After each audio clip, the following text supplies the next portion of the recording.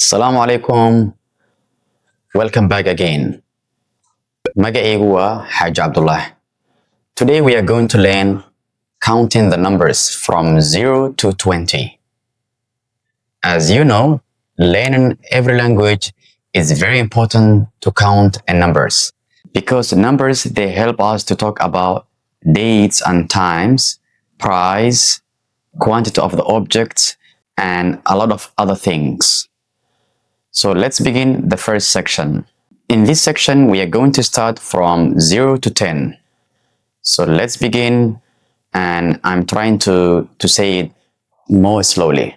Eber, eber. Ko, ko. Labo, labo.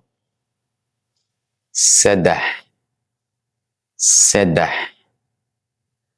Afar, afar. Shan, shan. Lih, lih. Toddobo, toddobo. Sideed, sideed. Sagaal, sagaal. Toban, toban. That's the basic Somali numbers from 0 to 10. If you understand all these numbers, I'm sure you can read all the numbers from 0 to 100 and even to thousands and millions. The base of the numbers are from 0 to 10 in any language. So now let's try again one more time. Eber, eber. Ko, ko. Labo, labo. Sedah, sedah. Afar, afar. Shan, shan. Lih, lih. Toddobo, toddobo. Sideed, sideed. Sagaal, sagaal. Toban, toban. Now let's read the last time, and I'm reading now very quickly. One time in each number. Eber, ko, labo, sedah, afar, shan, lih, toddobo, sideed, sagaal, toban. Congratulations, hambalyo. Today you learned the Somali numbers from 0 to 10. Now we want to see number 1. There is another way to say number 1. We learned how to say number 1, which is ko. We can also say hal, but the usage is different. Let's begin ko. Ko we always use for counting in orders, like ko, labo, sedah. That's the normal one. But hal, we always use describing a quantity of the objects. For example, we say hal tufah, 1 apple. We cannot say ko tufah. We cannot say it ko tufah. So we mostly say hal tufah. Hal tufah. So we learned saying the number 1 into 2 different ways, which are ko and hal. Now let's see the next section. We are starting from 11 to 20. Before we dive in, let's begin the formula of reading from 11 to 20. For example, we can see number 11. Number 11, it came from 10 plus 1. So we say 10 and 1. 10 and 1. So we can read in this way. So let's say in Somali, 10 in Somali is toban iyo ko. Iyo means and. So it means 10 and 1. So that's toban iyo ko. And the rest, we will continue the same thing. For example, if you want to say 12, 12 means 10 plus 2, then we can say toban iyo labo. And the rest, we can say the same. So now let's see numbers from 11 to 20. And I will repeat each one twice. Toban iyo ko. Toban iyo ko. Toban iyo labo. Toban iyo labo. Toban iyo saddex. Toban iyo saddex. Toban iyo afar. Toban iyo afar. Toban iyo shan. Toban iyo shan. Toban iyo lix. Toban iyo lix. Toban iyo toddobo. Toban iyo toddobo. Toban iyo sideed.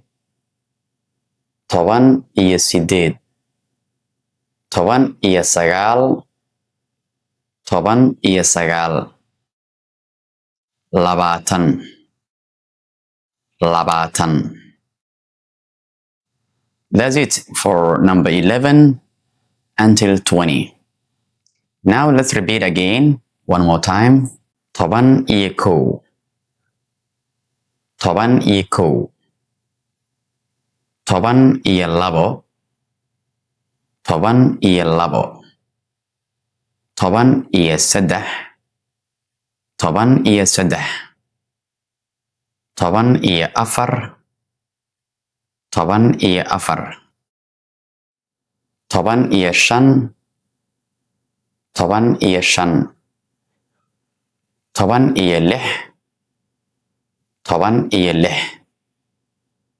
Toban iyo toddobo. Toban iyo toddobo.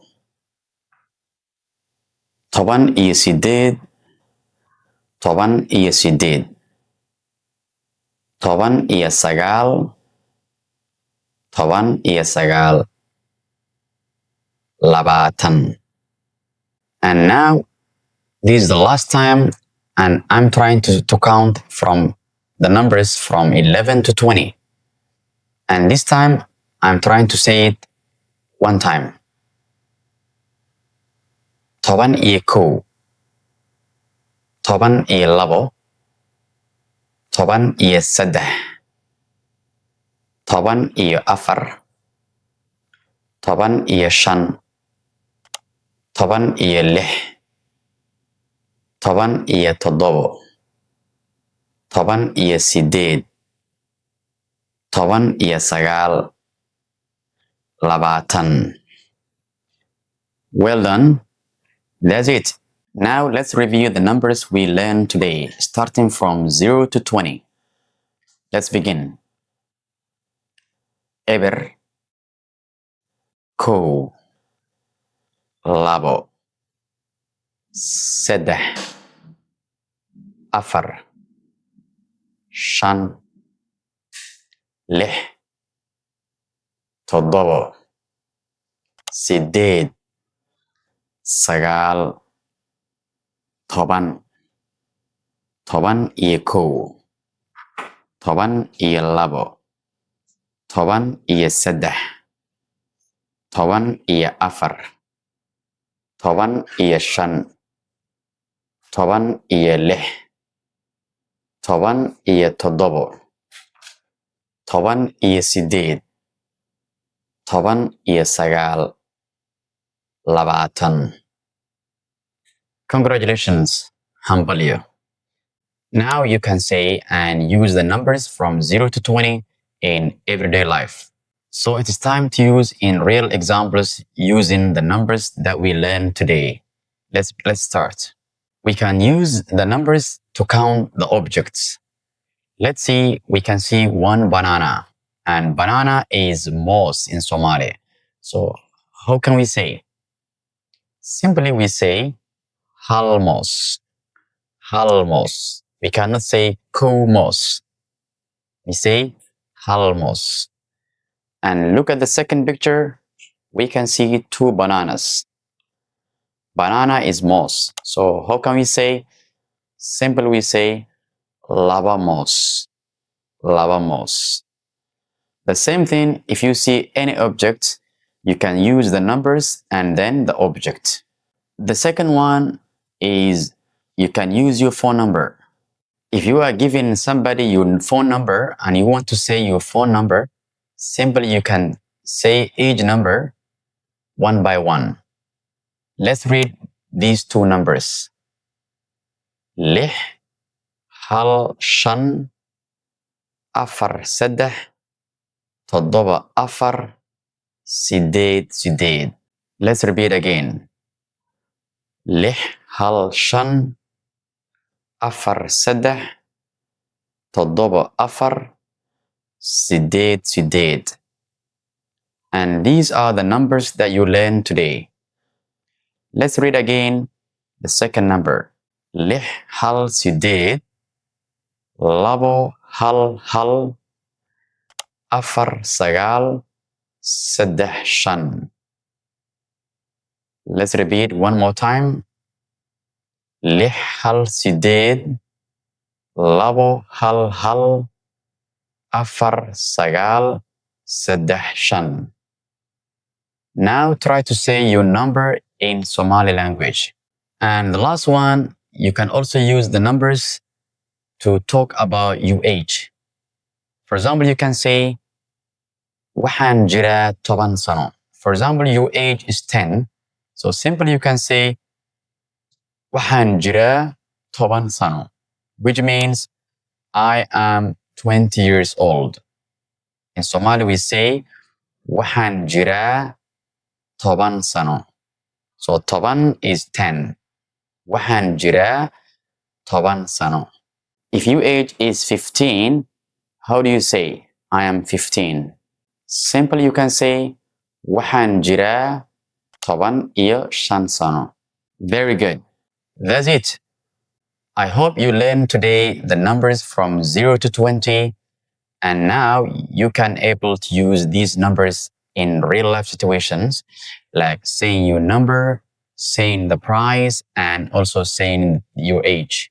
That's the end of this lesson, and see you to the next lesson. And we are going to learn counting the numbers from 21 until 100. مع السلامة.